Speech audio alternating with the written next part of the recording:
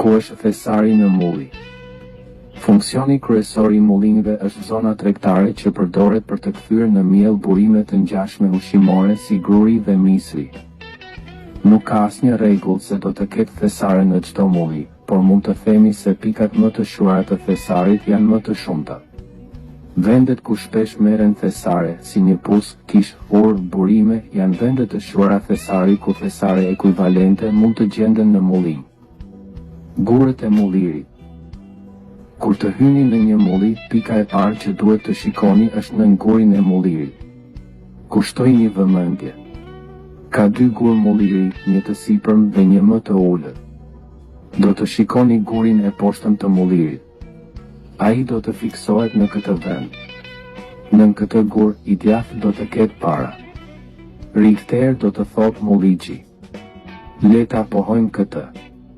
Guri tjetër i mullirit ka një vrim në mes dhe ka diametër 120 cm dhe trashësi 25 cm.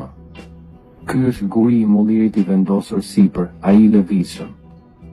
Arcs, groves dhe ejës. Harqet janë kanale të krijuara për të drejtuar ujin në mulli. Sipas qytetërimit, emrat ndryshojnë si hark, ligatur dhe kanal uji. Pikërisht përballë kësaj ka një brum.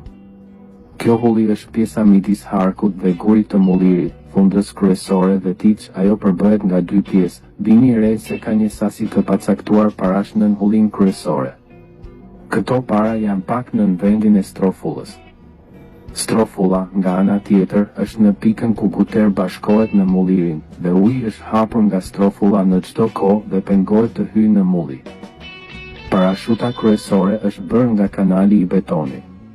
Parashuta e tiç është ndonjëherë në formën e një katërkëndëshi të bërë prej betoni dhe ndonjëherë prej druri.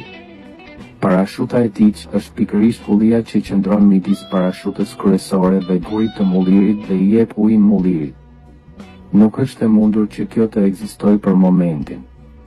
Ka shumë të ngjarë që ajo të jetë e kalbur. Përdorni kokën tuaj për të gjetur vendin, vizualizoni hullin kryesore në mendjen tuaj. Së fundi, ka mullin që nuk kanë një hulli tiç, me që rast mjafton të ndjekësh hullin kryesore. Dera. Kullimi i ujit që kalon përmes rrotës së gurit të mullirit në mulli quhet deri. Është mesatarisht 100-200 cm e gjerë. Hidhi një sy të mirë pjesës së poshtme të pasme të ujit që derdhet nga derat pas daljes nga timoni, disa para janë këtu. Allahu ju dhënë që ta shpenzoni atë në ditë të favorshme. Emrat e këtij deri janë të ndryshëm sipas qytetërimit, disa qytetërime kanë përdorur emra të ndryshëm si nën mulli, rrjedhje uji, dhomë e errët, ngric, monerë. Hell House. Gjatësia e shtëpisë me rrota është mesatarisht 4 metra. Detyra e saj në strukturë është që mulliri të rrotullohet. Ka një shtëpi me rrota në pothuajse çdo mulli.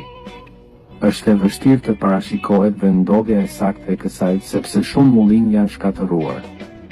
Vendet e parave të përshkruara më sipër janë pikërisht rreth shtëpisë së timonit. Me pak fjalë, qendra kryesore në mullinj është shtëpia e rrotave. Vark, ngarkesë, vark e djallit. Quhet vendi ku vendoset elbi ose gruri për t'u korrur. Kjo vark pezullohet për pak kohë.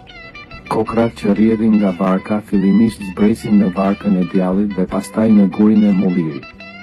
Po, shikoni gurin përves mundën këtë vark, këtu ka mjaft para për ju.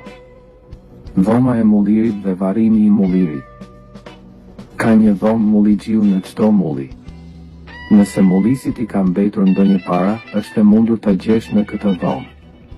Varrimi i mullirit është gurorja në mulli. Ka një gur të shesh në formën e një rrethi nën sobë. Po, mos harroni të shikoni poshtë këtij guri. Këtu fshihen paratë e mullisit të fshirura për grabitje. Shënim, struktura arkitekturore e çdo mulliri ja vlen. Këto janë për mullinjt e kohëve të lashta. Mullinjt e historisë së kohëve të fundit janë pak më të avancuara dhe kontrollojnë blloqet e ndërtimit në breg për të gjetur thesaret e tyre. Midis këtyre gurve, ka nga ata që janë kapak. Gjithashtu, sigurohuni të kontrolloni nëse ka shenja thesari në gurët lokal brenda ose përreth mullirit. Është e mundur të gjenden monedha të fshehura nga dikush tjetër pasi mulliri të braktisë.